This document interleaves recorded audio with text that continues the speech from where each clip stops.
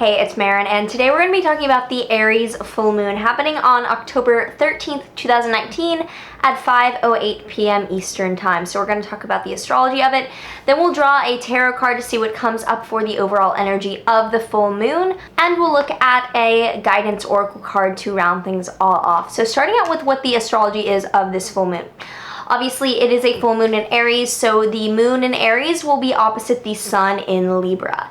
And the sun in Libra is the sun in its fall. The sun is exalted in the sign of Aries. It does really well in the sign regarding the self and the forward-moving, almost naive, courageous energy of Aries. So with the sun in Libra, it's in a sign that regards balance and the other, which is why it can be considered at its fall here. It simply has a bit of a more challenging route regarding its significations.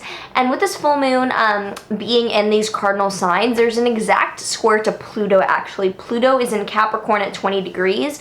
Sun and moon at 20 degrees of Aries and Libra means that there's an exact square here. The sun and moon are square all the planets in Capricorn, which includes Saturn, the other planet, and then the south node, the point in Capricorn, but it's exactly to Pluto. Because the nodes are also in the Cancer Capricorn axis, this full moon is right on the skipped step, or the bending of the nodes, where the nodes represent kind of a collective consciousness movement, and we're having this lunation of completion and illumination and culmination at the bending of the nodes, indicating that this is a big deal breaker turning point about whether we're going to end up going to the past or moving ahead into the future of our potential and growth, and back into uniting into a sense of home or tribe versus a sense of hierarchical separation. This is definitely a turning point for each of our collective individual consciousnesses to decide that for ourselves.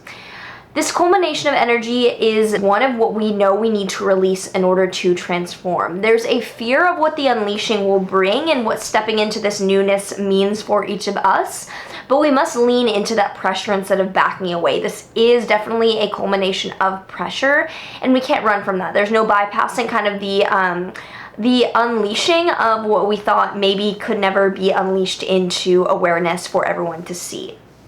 There is a superior trine by Jupiter in Sagittarius coupled with Ceres in Sagittarius too. So superior trines by Jupiter indicate supreme harmony and a complete benevolence. So benevolence really is there to lead the way. We know in our gut feeling that there is this unleashing of something really positive so that we can then bask in the lightness of not having that holding over our shoulders. But the feelings of being nourished in our endeavors really are there for whatever endeavor we're launching on in this full moon, which is a culmination for the past 6 months. The sun in Libra is co-present with Mars in its exile. So not only is the sun in its fall in Libra, Mars is in its exile because Mars rules Aries. So when Mars is in the opposite sign of Libra, it also has some difficulty manifesting its signification. So there might be a tendency to act passive-aggressively or put forth the action we know is necessary and righteous. There just is a tendency maybe not to act or not to do. Again, unleash what you know needs to be unleashed.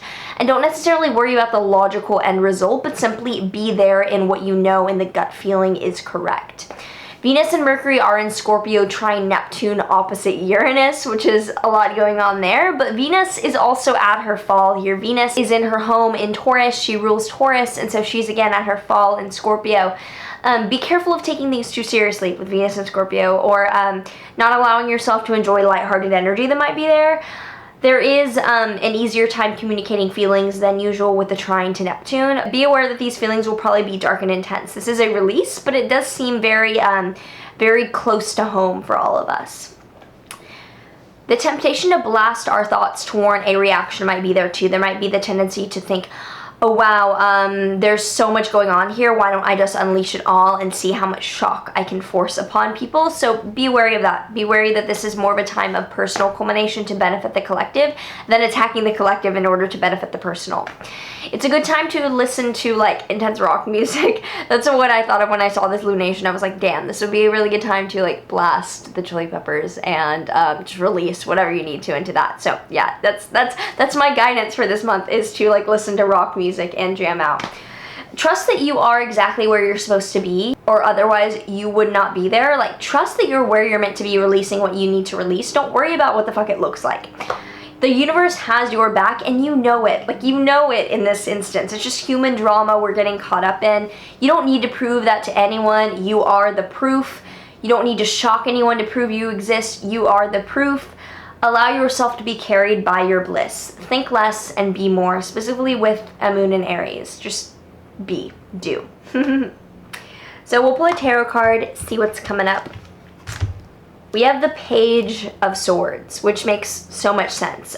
So the Page of Swords often has to do with like secret spying or being vigilant on someone's thoughts. So I think this is recognizing that this is really a culmination of bringing forth the buried into a release of what needs to be seen. So the hidden energy is coming out to be seen, to be illuminated, and the discomfort just kind of has to fade away. Pulling a Work Your Light Oracle deck card as well. Let's see what guidance is out there for us. The card that we have is Answer the Call. What is your soul calling you to do? I think that we all have some sort of release, like some sort of coming out of the closet to do for this full moon, and that is the release. It's regarding the self. It's Aries. It's us and our ego. So trust the call. Answer to your soul, and don't think too much. That's my delineation. I mean, it's a pretty straightforward full moon in terms of it being like bending of the nodes. Like, this is, you know, testing time. Follow it. Trust it. So if you found this helpful, I do offer private consultations, links all down below. Like, subscribe, do all the things, hit the notification bell so you can watch for the next video, watch my monthly forecast for your sign, and I will see you in the next video.